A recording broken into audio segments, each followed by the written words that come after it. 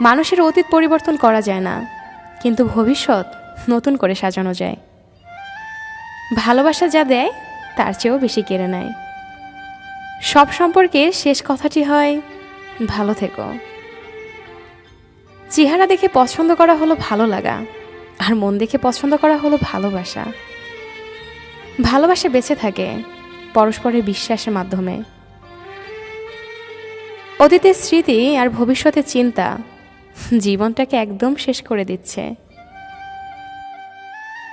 ছেড়ে যেও না বলা মানুষগুলোই একসময় নিজেরাই ছেড়ে চলে যায়।